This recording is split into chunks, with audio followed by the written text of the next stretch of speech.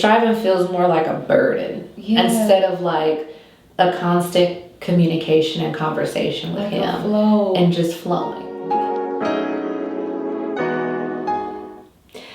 What's up? Welcome back to episode 5 of the Graced Podcast. I am your host, Camille, and I'm sitting here with Paris Jane. I don't even know. I guess right? You have a last name, but we all know you as Paris Jane Creates. Yes. Do you want to tell the people a little bit about yourself?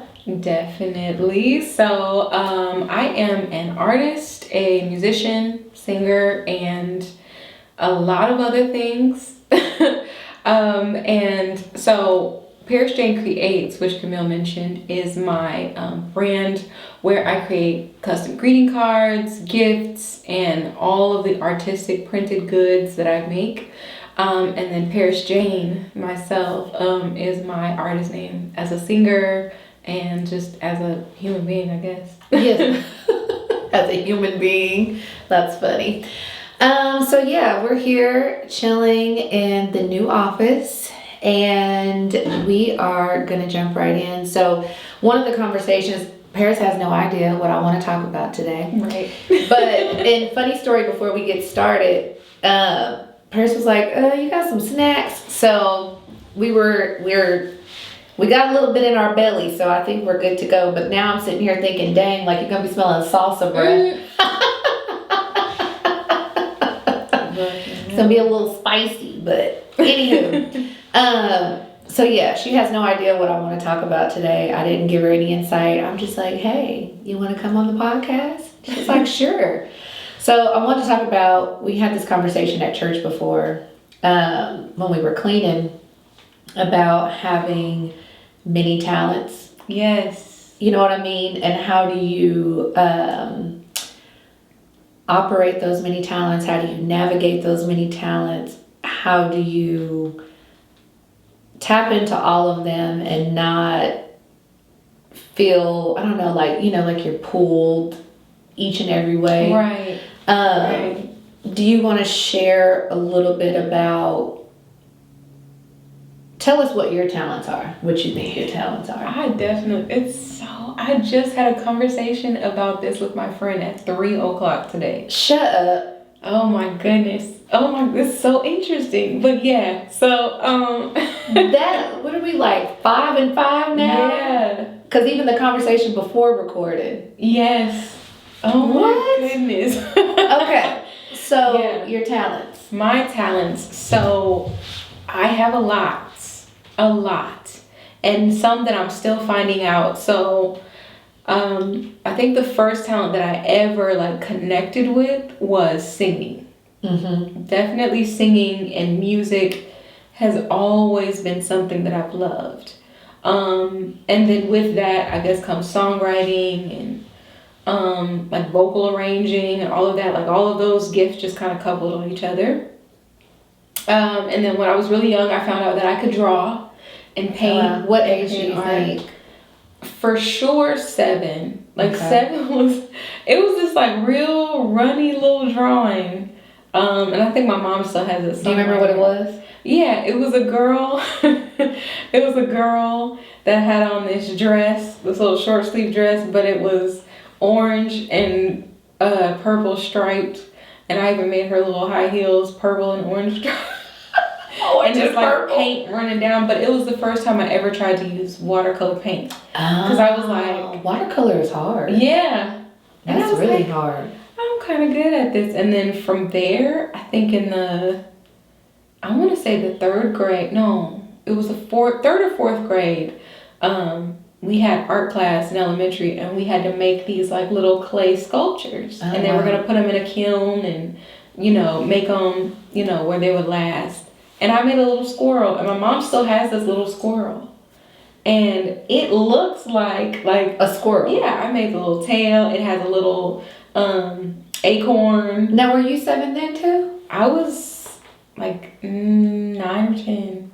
Oh my goodness. Because that used to be my favorite part. And they used to do it a lot in elementary then.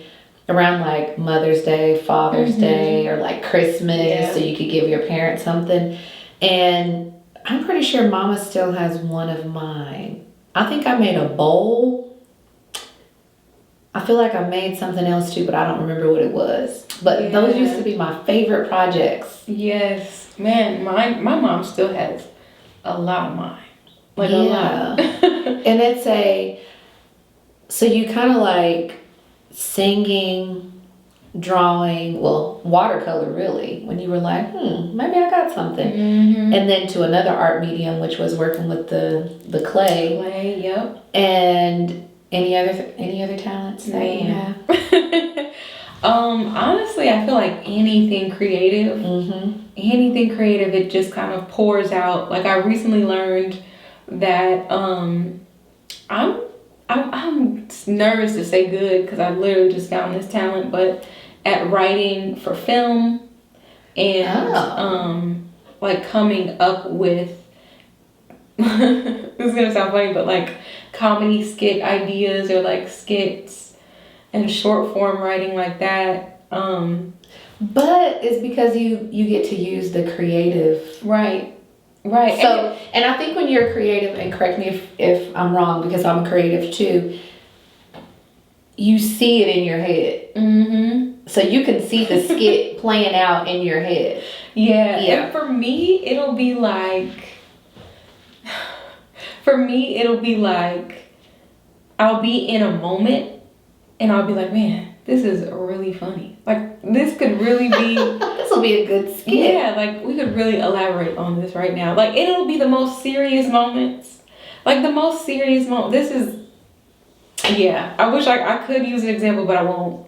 Just to save for that. But the funniest stuff, I'll be like, maybe if somebody's talking to you and they're like, you know, they're really talking to you and you're having a really interpersonal conversation.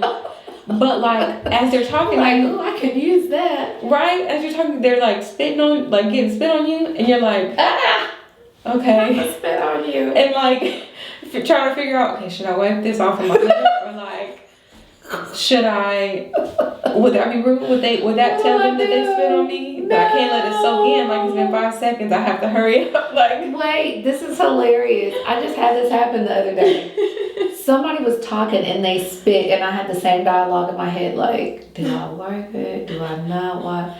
So I think what I did was like, I kind of like, you know, just acted like I was scratching or something, but I'm like, they just spit on me. That is nasty. And trying to hear what they're saying, but I'm like, yeah. And really, I just want to go wipe my face because you just spit. It just takes you out of the moment. Yeah. It just takes you, but like little stuff like that, like I always would think of stuff like that and never use it. And one of my friends was like, you'd be a really good writer. Like, you are hilarious. Like, you need to be writing in somebody's room. And I was like, okay. Let me see. So the first time you sat down to do that, did you have any, like, it's easy to think it when you're in the moment, but do you think that you had any like writing blocks, or did you feel, I don't know where to start, I don't know how the middle needs to be, I don't know the ending, or do you think when you sat down you just did it? Honestly, so I'll give a little context. When I was in this, everything happened in elementary school for me. When I was in the 5th grade, we had to write like our first like essay, like, you know, the 5-paragraph structure, introduction, your 3 middle paragraphs, and your conclusion. And so I did a project and I wrote about windmills and what windmills are. You wrote 5 paragraphs about windmills? I did. Oh wow. I don't know why or how I even came. I don't know where that came from. I think it was did it either. One of the things, but I like did my research and found out, you know, this is what windmills are for, and they help to power certain things, or they help to like whatever, and how the different kinds of windmills, all that stuff. I detailed all that out, right? And yeah, it had to be 5th grade. So I turned it in, and my teacher called my mom and was like, did she get this offline or something? Because there's she no tried to way. Play you. Yeah, like, she's like, there's no way a 5th grader's writing She this. plagiarized. We know she plagiarized. We need to know her source. And you're like, I did all the work for this. I did all this. And yeah, so So there was another instance where I wrote a paper for one of my boyfriends in high school, and his teacher sent it home. It's like, this is the best thing he's ever written. So I've always been I've always been a skilled writer, but I never liked it because it was for school, and and it was always research papers, and I was like, I don't. And there's really no. Well, and you can bring color to words in writing, but there's no visual because it's just a whole lot of words on a piece of paper or on a document online or on the computer. And so it doesn't, like for me, the way my brain works, I needed to have some color. Right. So like even when I worked in corporate America, like when I used to work in foster care, I used to have to write court reports. And so what I would do is I would get all of my notes together and like in my head as I'm like writing them out, I'd write them out. And then as I'm typing, then I had a pack of colored pencils. And so then I'd scratch out that section of what I wrote to remember that I already typed that and I'm done with that. Or when I would supervise a visit with parents and kids, I would write out the notes, and then as I'm typing it for documentation, I would scratch it out with color pencils because I needed the color to help it not feel mundane. And so my notebook was just like, it just looked like a rainbow. And it made me so very happy. It's, I don't know what it is about the creative. Every which way, I would try to figure out a way to make it creative for me. Man, I wish I had everything that I do. Yeah, same. I wish I had my notes from college, because I was taking a biology class. What was it? I can't remember what it's called. Where you learn about the human body, the muscles, the bones, all that. And I used to sit there and like. I would draw out whatever part of the body we were talking about. So like if it was like we were talking about the abdomen, I would draw out like that part of the bone structure and then label them so that I knew what they were. Like in your notes? Yeah. Because I didn't want to write it because like, I'm not going to remember this. I'm going to draw it. Well, and even like we went to a brunch on Saturday and I noticed I looked over and you were doodling. Yeah. And I was like, how does that heart look so, like, three-dimensional? Like, what is happening? My heart would have been, like, all squiggly lined, and one side would have been bigger than the other one, and I just would have shaded it in or colored it in or something, but it was like, I don't know. Do you think that you do that a lot? Like when you're just sitting, either spending time with God or in your quiet time, or if you have to attend a conference or a meeting or something, that is easier for you to draw or doodle? Because it's all, for me, if I'm not drawing or doodling in like a conference or meeting or school or something, I'm zoning out. Like I'm not remembering. So it helps you to zone in. Yeah, it helps me to tune in because like what I was drawing, the top of my page, I was trying to draw one of the speakers, and her face didn't turn out right, so I like scribbled it out. I was like, I'm done with this. And so I drew her, and then I was like, okay, well, what's on my plate? And so it was a strawberry that looked like a heart. I was drawing a strawberry, and I was drawing like the shadowing and stuff behind it. Okay. And it's so interesting that you thought it was a heart because it was like it was red. From my side, I was like, oh, that looks like a heart. Yeah. But it was the strawberry. Yeah, like usually if I'm drawing something that's connected to what I'm listening to or what I need to remember, because I'll remember that and then I'll remember like. It's almost like my mind remembers exactly what was on that page. That's what I was going to say. So it helps you to remember what's being said to you. Yeah. Do you, at church, do you think it helps there too? Or is it a different Yeah. environment for learning? I guess I don't know how you would draw the word of God being Right. preached. Oh, I found out ways. Like, I always loved how there's a girl that I would watch on YouTube, and she would have like a journal, and she would like get it set up for either church notes or like whatever, like her day or whatever. Mm-hmm. But Mm-hmm. it would just be so many different illustrations and circles and bubbles and designs, and like it just looked nice and neat and put together. And so in my head I'm like, I'm gonna get me a journal and I'm gonna make it fun and pretty. And then I'm like, I run out of ideas because I'm like, now they all look the same. Like, you put the date up here, and then you do this. I mean, but it would be like the date would be up here for her, or that it would be in this corner, or she would like, is it calligraphy? Calligraphy in the corner. And I'm just like, I guess drawing is not my thing. It is not my thing. Doodling, I can probably draw a stick person. Like, that's the extent of it. But one of the other things that you do is illustrations. Yeah. And so I love the illustrations because it feels like it's something that came to life. Yeah. Oh. Do you know what I mean? Yes. Like, if it's a dog and you see it illustrated, it's like, oh, it looks like a puppy dog. You know what I mean? And if it's a person, that's interesting. Yeah. It's like, oh, I can see the texture of her hair. Yeah. You know? For me, illustration is like, it's gonna, one of the things that's interesting about me is whatever kind of creativity I'm working in, my mind is thinking of the opposite end of that. That's me trying to do too much. But my mind's thinking of the opposite end. So if I'm writing a song, I'm thinking of what this song looks like color-wise, feel-wise, all that. If I'm illustrating, I'm thinking of like, what does this person sound like?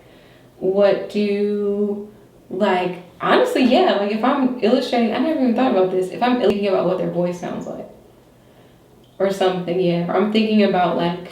But it helps you bring it to a complete character and not keep it like just two-dimensional, like, well, I'm just drawing this. Yeah. That's pretty cool. Any other talents? Ooh, all the talents. Let's think. Okay, so I'm just gonna go down the line of all the things I've ever tried. No. All the things I've ever tried. Said every creative ever. Right? Yes. No, so I have been playing tennis for 18 years of my life. The age of an adult child. 18 years. Played since I was 10, played in college, and need to continue to play. My coach from when I was 10 is still my coach now. And he's always like, you need to get back out. So I'm gonna get back out. There's that. There is okay, one thing that I don't think I've tapped into, but I've always had like a desire for, is for like upcycling things, if that makes sense. So like creating new things out of old things. With like how I was telling you about this desk, taking it and turning it into something else, like getting it and repurposing it. Yes. There we go. Like that, or it, like when you say upcycle, what do you mean by that? I mean, like, so when I had to be in high school or something, I took like some old magazines that my mom had and that were just in my room, and I weaved them together, like, kind of like, how do I explain it? Like, I laminated them with tape, folded them into these like strips, and then weaved them together to make a tote bag. Oh, okay, okay. And I made a little wallet, like I turned magazine pieces into strips, folded. I remember when that was the thing, though. Right? I remember when that was the thing because I thought I could do that. Certainly, I could do that. Dang, that did used to be a thing. That was a whole, people would be like, okay guys, we're gonna take this shirt, we're gonna make it into a dress. Oh my goodness. I was one of them girls. Yes. One of them girls. I remember that. Any of those that era. trends. Like, that makes me like, how old am I? Man, that had to be the that was an 2010s. era. Yep. Man. Isn't that crazy? 2010s. Goodness. I remember, side note, totally off topic. I remember when the 2000s came, when it was like 99, and it was like, the world's gonna end, tomorrow is doomsday, we're all gonna die. And I remember me and my brother were at home and we were looking at each other and it was getting closer to midnight. Oh my goodness. And I'm like, you remember people were buying waters, people were like overstocking to like, it was like doomsday. And I remember 12 o'clock came and we looked at each other and we were like, well, I guess we're still here. Nothing happened. We made it. I don't know. But it was like a panic. Mm-hmm. Everybody was like, I see the future. Yes. And that's it. We're done. And it's like, then now you look back and you like. It was really just foolish. But we were all buying into it though. Mm-hmm. Everybody. Like, we literally were sitting there like staring at the clock like we living in our last moments. 12 o'clock came and we were like, it's like, so you hungry or what you we can eat now. Yeah, we can. You want to finish watching this show or what? I mean, because we made it through. I don't know. And now I look at it and it's like we're in 2023. Mm-hmm. Man. And it's insane. Man, 23 years past Y2K. To even, I mean, half the time I'm thinking like, how did we even, I don't know. I just feel like the years keep like ticking off, ticking off, ticking off. We're getting older, we're getting older, we're getting older. Quickly, rapidly. You know, but I do want to ask, so the conversation you had with your friend earlier, that was kind of tied into the talents. You want to share some of that with us? Or like what, sure. Like, how did you guys land on the conversation or like what? Yes, okay. How did that? No, so it was literally right as we got on the phone. Uh-huh. This friend of mine, hopefully, I don't think he'll mind. His name is Justice. He's amazing. Mm-hmm. I think we've talked. Were we talking about him when we had the conversation at church? Were we? Does he live somewhere else? He lives in Houston, yeah. We were talking about him when we talked about this at church. Oh, yes. Okay. What in the world? Yeah, because me and him had been like talking about the same thing. Yep. Okay. About being a. This is crazy. When we got on the phone today, he was like, "Oh yeah, like how are you doing?" Da da da. And I was like, "I'm doing good. I'm doing this, and this." Mm-hmm. And he was like, and I was like, "How are you doing? How's life?" He was like, "Man, right now." Like the first thing he said was, "I'm over the whole jack of all trades thing." This is how he talked. He's like, "I'm off that. Like, I'm off that heavy. Like, I'm trying to find my thing and like just focus in on that." And I was like, honestly, I have been praying about that all month. Shut up. Okay. All month. Like the way I want to view it now is like, okay. It's like, okay, God, what's the one thing that you have for me to be directed at? I know that I have all these skills, but, and I don't want to say I'd much rather, but to be effective in what it is that you have for me to do, I know that I can't be scattered. So all of these things can be like items in a toolbox as opposed to being toolbox. Yeah. Like little houses of their own, and I have to run across the street from one house to turn the lights on. Oh this my house goodness. to turn the water off. That's a good analogy. Like, yeah. That's a really good analogy. When you have a lot of talents, when you put it like that, you're trying to keep a bunch of households afloat by yourself. Goodness. And you don't even live in all of them at the same time. And you pay a mortgage over here, over here, over here, over here. Mm-hmm. You paying the light bill over here, Man. over here, over here, over here. Look, over there, I let the water go off for a second because I'm over here more. And it's summer now. So I could shut off the water over there. Right? Yes. Oh my gosh. I love that. I love that. Because it's a good way to picture what it feels like running on all of those engines. Right. You know, Right. because so when we initially had the conversation, I told you, because I think it started with the question, you know, how do you do everything? Right. And so for me, just, and I'm probably going to forget something, but I'm good at photography. I've been doing photography for years. I used to have another podcast, so I had to, I think one of my talents, and this will tie into kind of all of them, but I pick things up really easily. Mm-hmm. And so if there's something that I want to do, I'm going to figure out how to do it.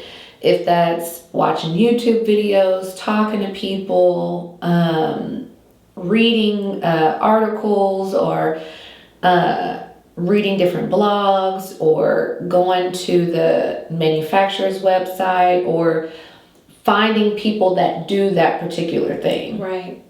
And then I'm just going to stalk them and figure out what it is they use, how they did it, how they learned it. So with the podcast stuff, I'm like, okay, what equipment do I need? Okay, so now I have to watch all these YouTube videos to figure out what it is that I need. Figure that out. Boom. Got the equipment. Then it's, okay, well, I need a microphone for my camera.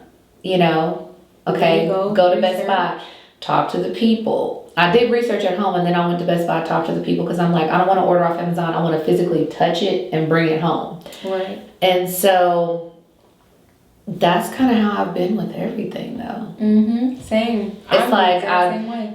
I do the research, and then I just get it. Right. And then I play with it a time or two, and then I know it. Right. Right. But I know that's not something that everybody is able to do, right? Right. But that being said, it does not necessarily mean that's where God needs you. Right. Just because you can pick it up. Now, I think that talent is good for when He needs me in position for a certain thing. To be able to do the research, to learn it, to know it. Right. You know, I'm big on research. Now, okay, so I said photography, podcast. Right. I have the YouTube channel separate from this one. And then I have, what else do I do? I'm good at some graphic design, website design. I forgot about those too. All of the editing software like Photoshop and Lightroom. Again, no experience at all. I just picked it up, start clicking, figured it out. Mm-hmm. And I'm trying to think of what, for a little bit of time, this is funny, I went to school to be an interior designer. Really? I did not finish interior decorating. They come in and do like, these are the curtains you should get. Right. This is the kind of artwork you should get. This is the kind of desk you need. Like, they come in and set up the space. And so I liked both of them. I just never really, it just never, again, the house over there, the house over there, the house over there. Right. Man, you're making me think of even more stuff that I've like. That you've like even learned and just kind of put down. Yeah, I have a whole degree in psychology and went to school for art therapy at Florida State University to get a master's, and then started working in health, mental health. And now you don't use the degree. No, I don't use it. Not traditionally. Yeah. Not traditionally. That is so funny. But yeah, that degree. I have a podcast of my own. So I'm a podcaster too. See, you didn't mention that. Didn't mention that. I have a podcast called Beyond Wichita. The first season is finished-ish. It's finished for now. But it's a podcast about people from Wichita, and one of the main things in our city is that people want to leave. Mm-hmm. You know, everybody always... I know when I was growing up, it was like, how you gonna leave? Yeah. How you gonna get out of here? Because if you don't leave... You'll be stuck here. Right. So they say. Mm-hmm. And so I started a podcast because we get so caught up in that, okay, we're ready to leave this place, Mm-hmm. that when I came back to Wichita, I realized there were a bunch of people living around each other who didn't really know each other. Mm-hmm. We knew each other's names, and we knew where everybody worked or went to church or whatever, but we didn't know anything important about each other. Mm-hmm. Like, what is it that makes you stay here? What's the things that you love that makes you stay here? What are the things that you want to achieve that make you leave? What are the things that have happened in your life that brought you back, and what did you feel about coming back? Because there's a lot of people that I know that have been in creative spaces and ended up having to come back to Wichita, and it felt like a death sentence.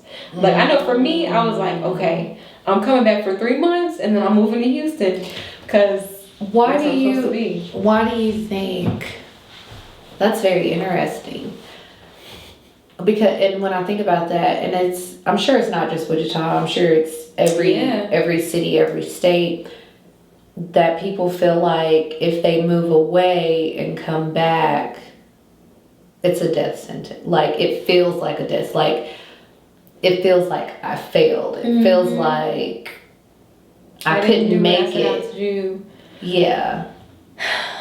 But why do you think it has to be that dramatic? Why can't it just be, okay, I'm going to go back home, I'm going to regroup, and then we're going to go back and try again? See, and I think, especially for creatives here, like, there's actually a documentary called, I think it's called The Wichita Vortex, right? And it's a documentary for here? Mm-hmm. Huh. Okay. About Wichita, and the idea of the Wichita Vortex started, I think, in the 60s. And it started with creatives, young creative people in the 60s that were trying to have, like, what do they call them? Beatniks? Where they, like, did spoken word poetry and all these different creative things. And there was one guy from here that was a really well-known beatnik and would go and do poetry and stuff in many different places. And people were like, oh my gosh, this is so amazing. Mm-hmm. And then he would come back here and their shows would get, like, you know, shut down by police officers or whatever. Like, their creativity was stifled. And I think that arc has carried over into even current times, where it's like people will say, oh, well, if you really want to make it, you got to leave here. But like you were saying, in many other cities, like, people say, you could be living in Houston and somebody said, well, if you really want to make it, you got to leave. Yeah. Right? And I think I really do think it's kind of like that idea of, okay, like living with your parents. Like, when you're a kid, it's like, okay, if you really want to be an adult, you gotta go and get your own apartment. Right. And so when you it ain't all like as exciting as it sounds. It's not, unless it's like for your mental or physical well-being. Until you're ready. Adulting, it's not for the faint of heart. Until you're ready. But it can be that feeling of, like, I went out and I forged and I tried to be an adult and I failed. Like, I thought, because as young people, we think we know, okay, when I get older, I'm gonna have this, and this, and even if this don't work out, I'm gonna do this, and this, I'm gonna make money like this, it's gonna be fine. And then you realize there are things you did not account for or did not know. You didn't even know you needed to know you needed to know that. Yes. You know, and so it can definitely feel like dang, I guess I'm just gonna be like, and no shade to anybody working at, like, Textron or like any of the air park companies here, but you know, I'm gonna just be working at Spirit, I guess. And it just feels, me a Spirit job, and I'm gonna go there, and I'm just going, I guess this is it. I'm gonna go to Chili's on Tuesday. But that's it, you know, my thing is it's not the end. Mm-hmm. But it feels... It's not the end until you're not here anymore, and you can't do anything because you're gone, you've passed on. But it's like, as long as you have breath in your body, and you have the ability to pivot, it's not the end of the world. Right. You know what I mean? But I get why one might feel like, man, I failed. But I think then that creates a sense of shame. Yeah, it definitely does. But then what does shame do? Then it sends you into depression. Mm-hmm. Wow. Mm-hmm. And so then you move back to your home state or back in with your parents, or you have to go back to a job that you left. Now you're walking around in shame, you're depressed, and then you can't see the light anymore. Then you don't know how to get out of it. Right. Because you're just like, I failed, I messed up. Instead of, this is my thing, let's come back, let's regroup. Okay, God, where do you want me to go? Where do you want me to do? But I think that but it's like we leave God all the way. We left him. He all the way on the shelf over there at the other house in Florida when we left. Yeah, he at the other house. But it's like, let's use that time to get back in position, not to feel shame, go into depression, stay in the house, keep your head down, stay away from community because that's what depression does. But it's like, then that creates the perfect environment for the enemy to just be like, shh. You ain't got nothing to do here on this earth. Watch all the episodes of Love is Blind. Today. Watch them now. Right now. Watch them today, Go get some ice cream. Yeah. It's gonna be good. Like, you don't need to go to Bible study. Just stay home and watch Love is Blind and eat your ice cream. And tweet about Marshall and... Yeah. And it's... Okay. Tweet about them. Everybody else is. There's your community. Yeah. People you can't touch. Say it again. There's your community. There's your community with people you can't touch. In the comments that you can't touch.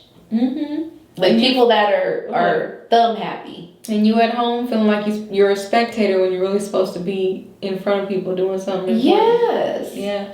Or just with people, making people feel connected to one another. Like, that's man, it's so interesting that we're talking about this because that's exactly the progression of what happened to me. It wasn't because I came back to Wichita. I wasn't depressed when I came back to Wichita. I was actually climbing out of it. I fell into depression it started when I was in undergrad, and all of these gifts that were just resurfacing, I had tried to push my gifts down. Why? Because it felt like they caused too much confusion and they blurred. I had a straight path that I was going to go on. Do you think it's because society teaches us you have to go on the one path and you can't do all of that? So you have to do this one thing. Yeah. And that's it. Right. And not only that, majority of people sometimes only have one talent. And so they are an exceptional receptionist. The best. And they were a receptionist over here. Incredible. And you're like, I gotta get the degree. I gotta become a therapist. I gotta stay the course. Nope, we're not gonna draw. We're not gonna doodle. Stay focused. Just stay focused. When I'm telling you that literally was what was going on, when I first got to Prairie View, I knew my major was psychology. The first week we were there, we had our freshman buildings would have not a battle, but kind of it was for camaraderie, like a pep rally for the new freshmen coming in. We got to be on campus as just our class for a full week before the rest of the students came in for orientation and all that. And so we would have this big, what do we call it? it wasn't Panther Camp, whatever it was called. But we all came together, our buildings battled, and they were like, we need signs to hold up for our section. Who can draw? And I was like, no, I don't even think I said I could draw. I think my roommate or somebody was like, she can. And I was like, I don't feel like it. Because I was in high school and I was in a rigorous program called IB, International Baccalaureate Program, and I HL'd, which means higher level. I HL'd in both psychology and art. Wow. So psychology, that's where I first started doing research. We had to do a long 15-page research paper in high school. And then... You see my face? No. And then for art, we had to create, I think I created like at least 40 pieces of artwork. In high school? And then we picked the best, like maybe 10 to 12 pieces out of those 40 pieces that we created over a 2-year span. And so after that, I was like, I got bad grades in my, I think I got bad grades in both of those, low key, because I was supposed to work with one of my teachers. That teacher got fired the first week of school, so I was like, now I have to go and like change my whole little thesis. And then art, like, I don't know how I got poor scores, I don't know. But I was like, well, it's art. It's art. It's art. It's art. And now I do that for a living, so it is what it is. Yeah. But, yeah, so after 40 pieces of artwork, I was like, I'm cool on that. I'm cool on that. So when your friend was like, she can draw, you were like, no. I was like, no, I mean, I kind of can. Find somebody else to do it. Find somebody else to do it. Find somebody else to do it. Not me. But wow, it's so crazy. Most of the things that I have ended up doing, that has been my first response to it. Find somebody else to do it. Yes. I don't know how to do that. Literally, it's been, I don't know how to do that. Find somebody else to do it. No. But I drew all the signs, and like it was hands too. It made like a, what was it? Tray 7 was our sign, so I drew this symbol with hands, and then like I set up all this other stuff. People were like, oh my gosh, are you an architecture major? Are you a design major? And I was like, no, I'm a psychology major. Actually studying to counsel you, and yeah. And I'm good at it. But time goes by, I'm still doing psych, I'm getting all the good grades, I'm tutoring people. I got like 4 jobs in college. Oh, I was tutoring people, I was working at the bowling alley, I would go home and I would work at the movie theater over Christmas break. I was doing I was braiding people's hair. I can't braid. I can braid my hair. I didn't braid it either. I would put Senegalese twists in people's hair. Oh my goodness. I was painting graduation caps for people. I'm like, the 4 jobs sounds pretty much like a normal thing for creative people. Right? I didn't know what was going on at that time. But I got to my senior year, and it was my first semester senior year at Prairie View. And I took a design class because I could have graduated earlier. I was like, I'm not ready for that. I just want to go through the rest of my last year of college, like all the rest of my peers, and graduate with them. So I was like, I'll take these extra little classes. And I chose design. And it had to be the second week of class. My professor, Miss Moore, she was like, Paris, what's your major? And I was like, psychology. Psychology. And she was like, you're in the wrong major. You took the wrong major, because like my designs were really good. And like every time we put them up on the wall, she would be like, that's really, like, see, that's what, like, we're talking about. We would take certain words, like maybe like, okay, we're going to design something that goes with identity, right? And so my idea was like, I'm going to take a fingerprint and I'm going to turn that either into a logo, or I'm going to turn that into some form of, like, I'm going to take a bunch of, I always have used magazines, but magazines, put them in little Ziploc bags so they look like evidence, and like use those Ziploc bags to make the form of a fingerprint. And she was like, you're in the wrong major. I'm like, who would have even thought of that? How do you think that left you confused? Absolutely. Or like more for certain, like, okay, maybe I need to bring this back Or do you think you were still trying to like Press suppress it down? Yeah. Oh, at this point, I was going into my last semester. Like, we were getting all our stuff together to walk. So this is senior year. This is senior year. Oh my goodness. This is senior year. And you're like, Lord, what is man, why am I feeling this? Man, and I was cleaning. I'm about to graduate. I don't have time for this. I'm about to go be the best art therapist not even at that point didn't want to do art therapy. I just wanted to be a clinical psychologist. I wanted to be a clinical psychologist. And I wanted to do research, and then I wanted to practice or be a professor. That's what I wanted to do. And then all this came up, and I was like, I heard this song by J. Cole called Love Yours. I love that song. And in the song, he says, the good news is you came a long way. The bad news is you went the wrong way. I was in my dorm room cleaning, packing stuff up because I was about to graduate in 2 weeks. And I heard that and I just broke down crying.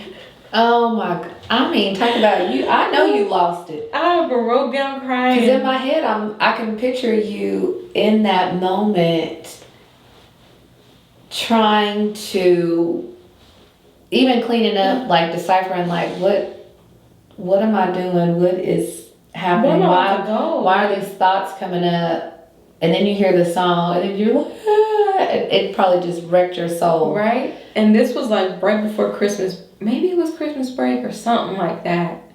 Because I remember I went to the library and I was like, how do you mesh art and psychology? I didn't have a passion for art therapy. I was just like, I'm about to put art and psychology together. I'll figure out how to do it. So I can do both. I just paid for this degree. Well, I'm still paying for this. I'm still paying for that degree. Yeah. Actually. But like, I'm about to pay for it. I signed that promissory note. I got to get my use out of this. Like, it don't make sense. So. Are you currently using the degree? With myself, but no. The people want to know. Are you currently? No, I used it for 2. I used it for maybe 3 years. 3 years after I graduated. So when did the shift happen? You said you used it for 2 years? Mm-hmm. Like 2. So for about 2.5 years.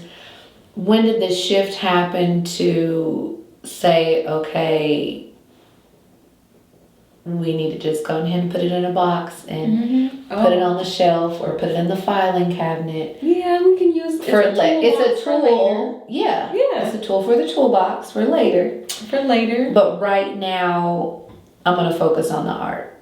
Honestly, it was being depressed in grad school. It happened before I even started working in my field. It happened before then. I got really depressed in college. In grad school.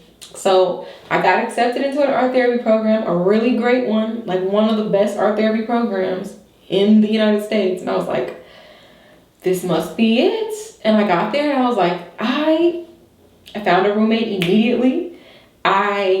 They called me and told me I made it into the program. The next day, they told me on a Sunday. And they're like, we're not supposed to do this, but like you got in, like you're really good. We're gonna get you a grad assistantship. Yay! Jesus did it. We're on our way. One would think, right? And then I got there, and the first semester passed, and I was beat, depressed, just like, and I didn't know what it was. It was like I had never experienced this. Goodness. And so when how did you put language to it? Honestly, what it was that after class, classes were from 8 a.m. until like 3:45 p.m. This just hit my spirit. Sorry. You're in school for psychology. And you were depressed and you did not know what was, wow. Okay, go ahead. Did not realize. So you were in class for, yeah. You said, what did you say, till 3? 8 a.m. until like 3:45, like okay. 4 p.m.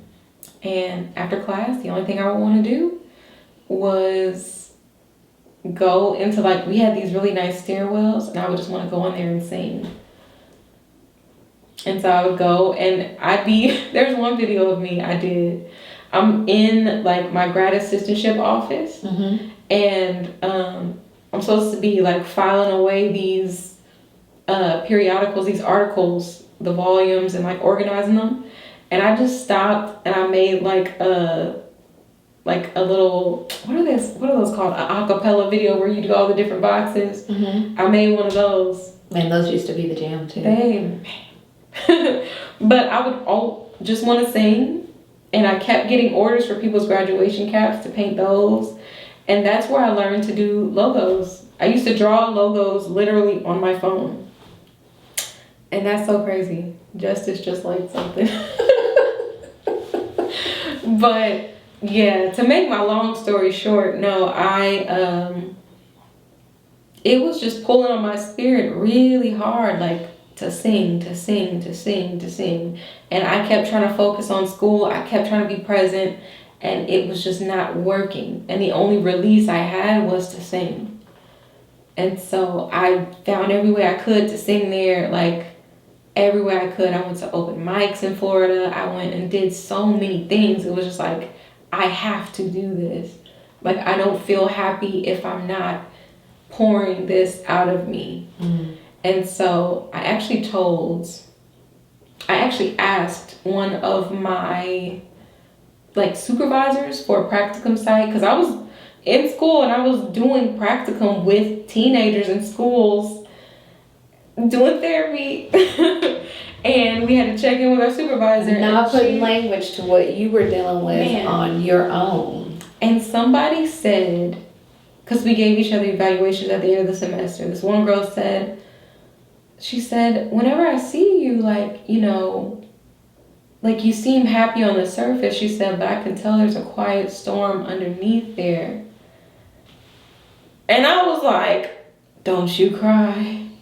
Don't you cry in the middle of this restaurant with these people. It's the end of semester parents. Like, oh my goodness. And my supervisor pulled me aside and talked to me, and she was like, what is it that you really want to do? And I was like, I want to sing. Like, and this lady had never heard me sing or anything. And I never put out any music or anything. I just kind of was playing around. And she said, well, school will always be here.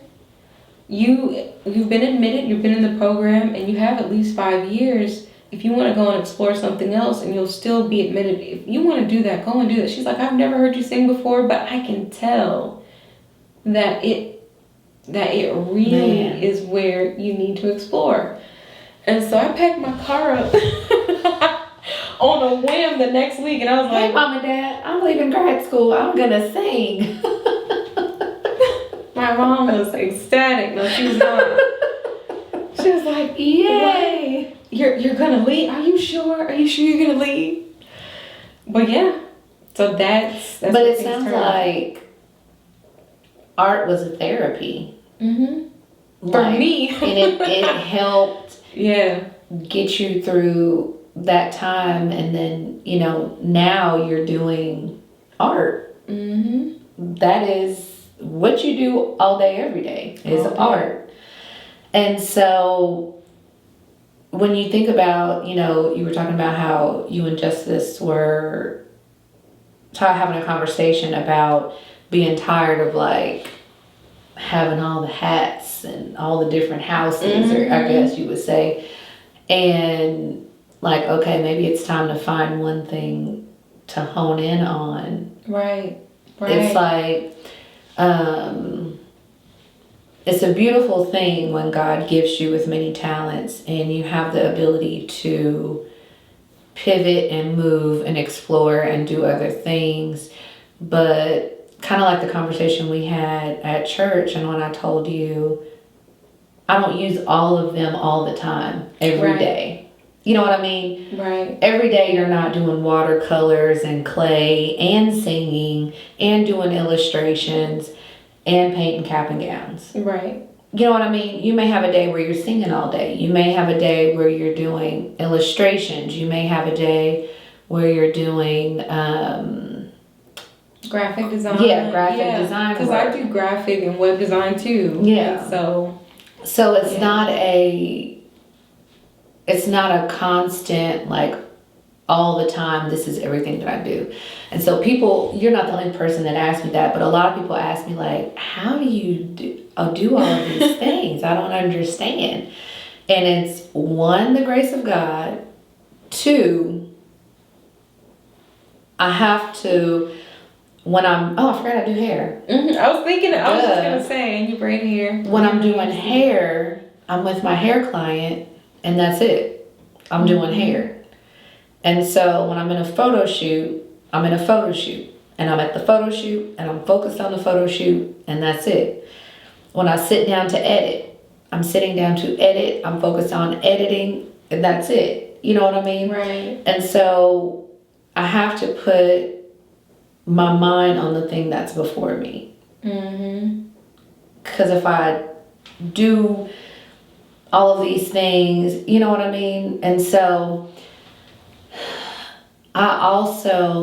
but I know where you guys are coming from, because I just, like, for the last couple months, I'm like, okay, God, what do you want me to do? What do you want me to do?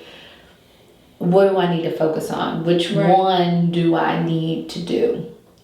But I don't think that it'll ever just be the one thing. I know. Yeah. And so right now, getting back to the podcast and this being a focus and YouTube being a focus and my portraits are a focus and my hair clients are a focus. But I get to do, so where we have these little tiny houses that we have to run to and from. Right. It's like, instead of one being in New Zealand and one being in Houston and one being in Kansas, it's kind of like, we're all in Kansas, but we're on 2 different streets. Mm-hmm. You know what I mean? So I don't have to run too far to get to the other one, but I don't see it ever just being one specific thing. Right. But I thank God that I have His grace daily to even show up for whatever it is that I have to show up for that day.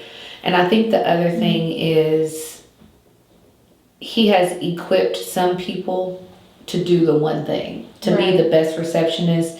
And that receptionist is going to get that job and stay in that job for 45 years, and she's not going to go anywhere. Right. But it's different when you're being an obedient servant of Christ, because He may have you over here one day, He may have you over here another day. He may need you to go over here to get a message across. You know what I mean? And so where, let's say you haven't designed a cap and gown for 3 years, and then one day somebody calls you. You know what I mean? You don't know what He's doing in that moment. You know what I mean? Right. And so I find that wherever I am and I take Christ with me, and He always ends up in the conversation, because that's just how it is. But it always ends up being something that person needed. Right. You know what I mean? So if it's like, I'm not going to do photography anymore, I'm over photography, I'm on to the next thing. But does it really give God the room to move? You know? Yeah. To put me where He needs to put me for that specific, ministering to somebody. Right. Do you get what I'm saying? I do. And not that you have to do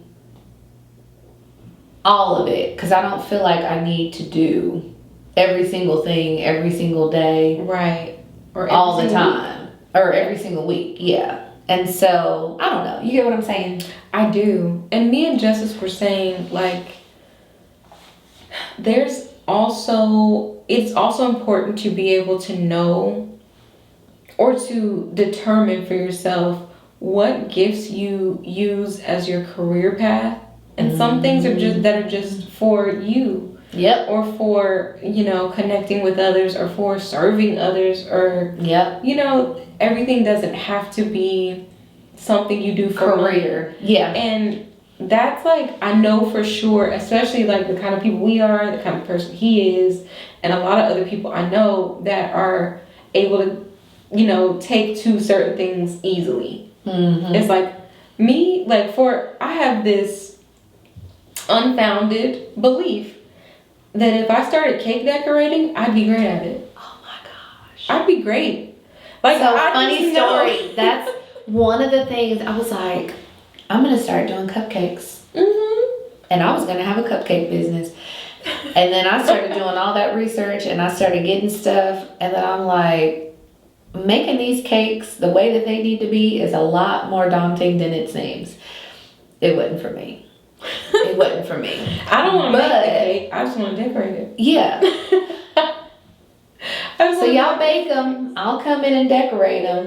Hey. I'll put you a moving little robot arm that goes off the side. I'll be great at it. I would be great. I got my first moving robot arm. Look, I got my first car and installed a new radio in there. Shut up. I was like, I can do that. My parents were like, "Are you sure?" I was like, "Yeah, I can." Wait, so at the event we just went to, there was like this game where you had to walk around and find people that did different things. And one of the questions was, can change a tire. This is a room full of women. It was you and I think, was it one or two other people at our table that were like, yeah, I can change a tire. I said, you can change a tire? Absolutely. I can't. I cannot. On several occasions. I can change a tire. I can. But I think, again, it's the same thing. Even if it's something that might take you a little bit longer to get, it's the trying it and trying to figure it out, and then you figure it out, and then you're like, oh, okay, I got it. Right. And it, like you said, it doesn't necessarily have to be a career path, but just the fact that you tried, you figured it out, you made it happen. Right. And now I know how to do that, and now I get to put it in my toolbox. Right. You know? Right. And I'm just, it amazes me often that he's even given me the ability to do a lot of the things that I get to do. Right. And to learn a lot of the things that I've learned and incorporate them in different ways in my life. And, you know, and how I'm thinking about what you just said about career, how all of them don't have to be a career. It's, yeah. But I think right now, he has me in this sweet spot, and I'm gonna ride this sweet spot as long as I can, because when the chaos gets to going and the uncertainty starts coming, then you're like, what do I need to be doing, you know? Mm-hmm. So I admire, I enjoy, and I love this sweet spot. So I'm trying to just trying to ride it on through. Mm-hmm. Anything else on your heart? I have a question for you. Oh gosh, I had a question for you. Where did it go? About talents. Yes, definitely. I know what it is. I know for me, something that I have struggled with is that sometimes, because I know how to do so many things, it feels like I can only get good at it to a certain point and never like excel at it. And I know that hurts. That hurts my feelings. Really? It hurts my feelings because when it's something that I love, there's almost like a mental block that's like, no, you've reached your capacity. Like you've reached. I was thinking about a memory card. You gotta insert a new memory card. This one's full. Mm-hmm. This one's full. You've reached your capacity. You can't be any greater at that than you already are. Mm-hmm. And I've struggled to break past certain like walls with that, specifically for me, like in singing and music and even art sometimes. I think I'm hitting a wall with that right now with my ability to illustrate. Like I've been like, oh my gosh, like why do I feel like I'm not progressing the way that I would like to, or just like flowing into the next level? I think and I don't know if you've asked me the question or not, Oh. but there are things that I feel that I'm okay at, and then things that I feel like, oh, I'm good at that. Mm-hmm. And then things that I feel like, oh yeah, I'm great at that. I can teach a class on it, you know? Right. Anytime I do something and I don't feel like I grasp it all the way, like I can do it, Mm-hmm. I can navigate it, but like I wouldn't allow somebody to pay me thousands of dollars to do it. You know what I'm saying? Right. Like, could I paint you a picture? Yeah, it's gonna be more abstract. So like it might be a nose over here instead of right. It's not gonna be put together. Yeah. But it'll be a picture. And now I don't know. I couldn't do anything like this. Now you could probably replicate something like this and it would look like this. Mine's would. It wouldn't look like that.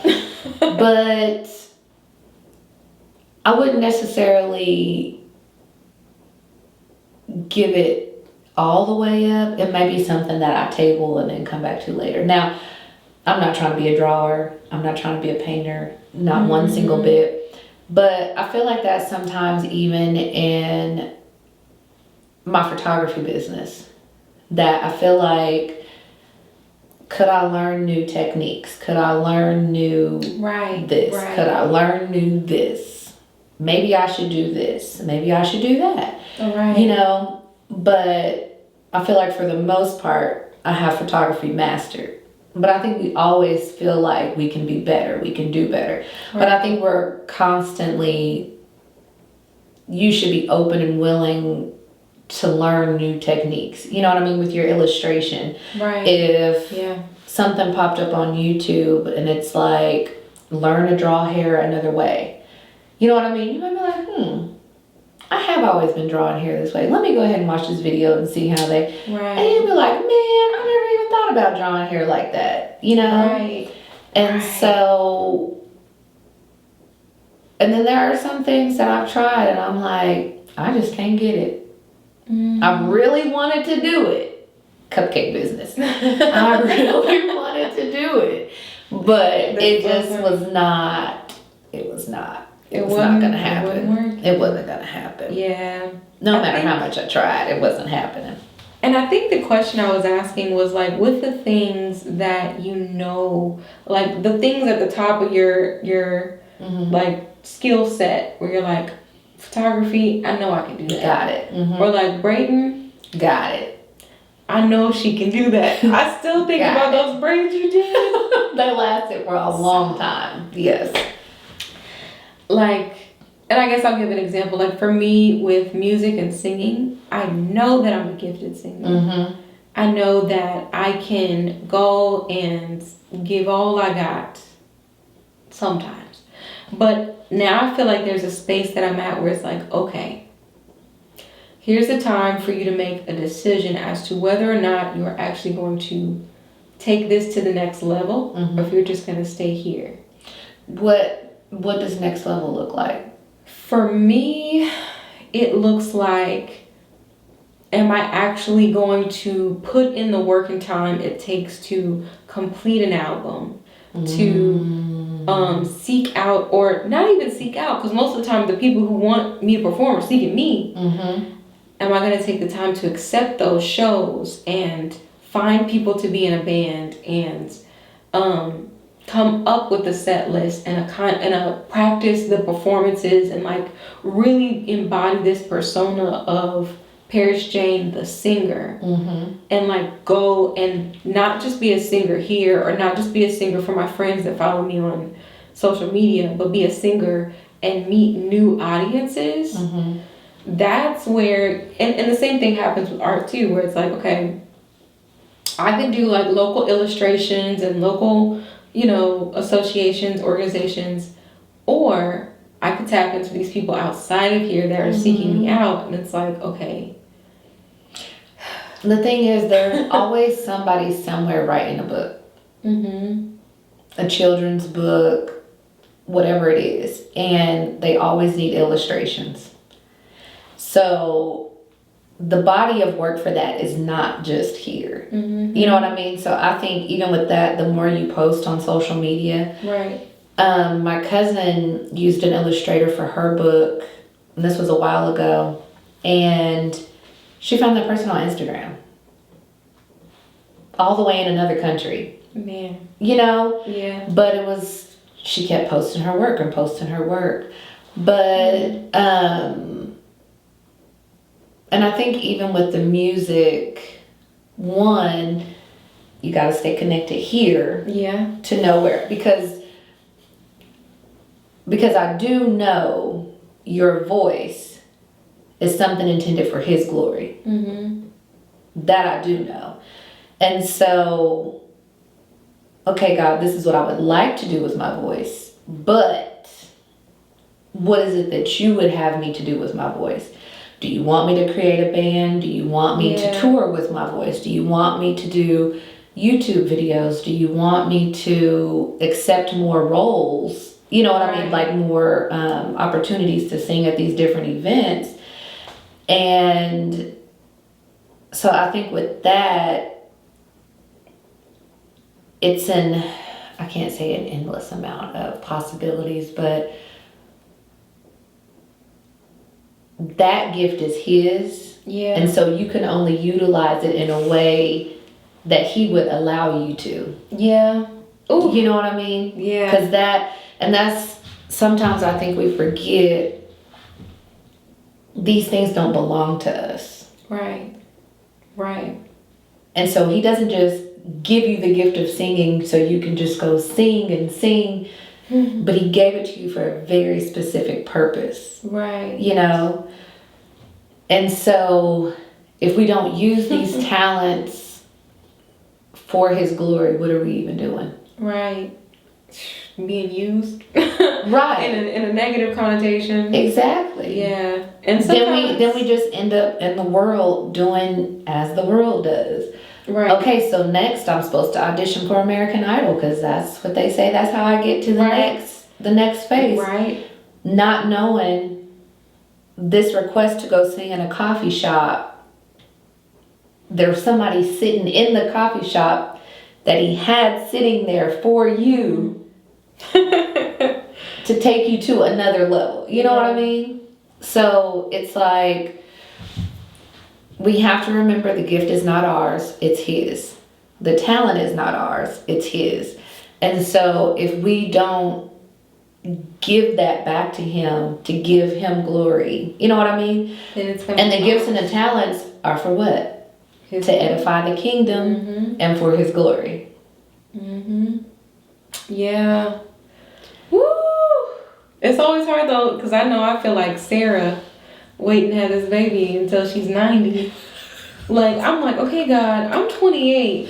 Oh my gosh, you say it like you're like 75. Okay, right? God, No, but like, I'm it's 28. like, but if you think about music. My singing voice is 105.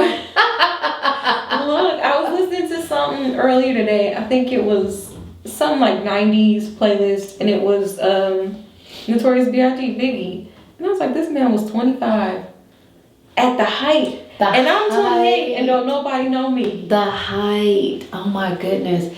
And when you look at certain people and you're like, man, you're 31 and you figured it out and you're already like, you know? So yeah, I get what you're saying there. But yeah. But I'm going to go back to God's timing. Mm-hmm. Because the timing doesn't look the same for everybody, just like the talents don't look the same for everybody. The path doesn't look the same for everybody. Right. It's not, everybody can't arrive at 25. Everybody can't arrive at 45. Right. Some people have to arrive at 70. Some people have to arrive at 50. I think the KFC guy, wasn't he in his 70s? Mm-hmm. When it finally became a chain. 70s. People still eating KFC. Yeah, by their choice. It's their choice, but yeah. Let me not be. Wouldn't be my choice, but it is a choice. And so it's like, one of the things in a conversation I had with somebody the other day is how the striving Mm-hmm. Yeah. But the striving does not. The striving just keeps us chasing and chasing and chasing. Yeah. But God wouldn't have it to be that way. It shouldn't be that, because the striving feels more like a burden instead of like a constant communication and conversation with like Him. A flow. And just flowing, because you're in communication. You're in communication. Okay, God, what is it next? What is it next? What is it next? Man. But the striving, it's literally like in my head, I can see somebody like walking through the snow, and they're like trying to like, the wind is blowing, beating on them, and it's trying, you know what I mean? Mm-hmm. Versus somebody taking a stroll down the street. Yeah. It's so Which interesting. one sounds better to you? Taking a stroll down the street. Listen. It makes me think of an analogy that I had, that came to me when the first time I like read through the Bible the first time I got to Ecclesiastes. Mm-hmm. And I love that book in the Bible so much. But I'm still working on reading it. The Bible, that is. I haven't quite got there yet, but okay. Look, I've read a few chapters there, but I haven't like studied there. But okay, go ahead. It was something about it when I was reading it, but I was in a Bible study and they were asking, well, I can't even remember what section of it was, but it made me come up with this analogy, like you're trying to hear God, like it's the analogy of swimming upstream. Mm-hmm.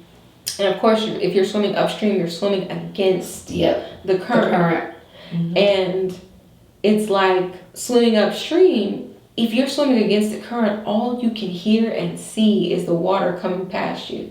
Mm-hmm. And you're struggling to go against that. As opposed to swimming downstream, the water is pushing you forward. You can hear nature. You can hear the things around you. And so it's almost like our Marco Polo analogy. Yeah. Like, the closer you are to God, you're like, Marco, and he's like, Polo. Yeah. The further you get from him, it's all always like Marco, and you'd be like, Polo. Right? And you'd be like, well, where'd he go? Right, where are you? You'd be like, Marco, I'd be like, Polo. Mm-hmm. Like, was that back there? Was it there? Like, where is it? Mm-hmm. And so... we're constantly playing Marco Polo. Mm-hmm. It's like, I'm going to start this new job. Marco! Are you in here, God? I'm not here in Polo. You know what I mean? So then you go to the next thing, and then you're like, Marco! And then you hear him, and you're like, woo, okay, yep, this is where I belong. This is the one. I'd rather be, and as you were talking about the analogy of the swimming against, the current, I'm thinking, I just want to lay in the water and float. Mm-hmm. That's what I want to do. Look. I don't want to swim against it. I just want to get in the water and float. And I feel like that's where I'm at today. But I didn't get there till late last week. Here we are. I didn't get there till late last week. Man. But I think, it's not the first time, and it's not the last time I'm going to feel like that. Man. To where I feel like I'm throwing out Marcos waiting on the Polo. Right. Man. And hoping that I get it right, and hoping that I'm in position when I need to be in position and where I need to be. But again, the sweet spot right now. Exactly. I'm going to enjoy it.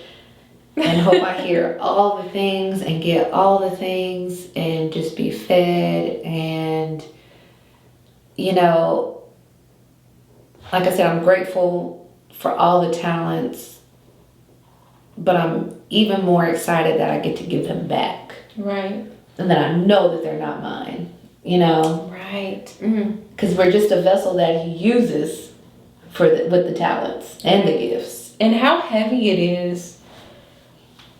Like when we believe that a gift is our own and we don't use it well, it's really heavy. Because without Him, you could never use it well, ever. Yeah.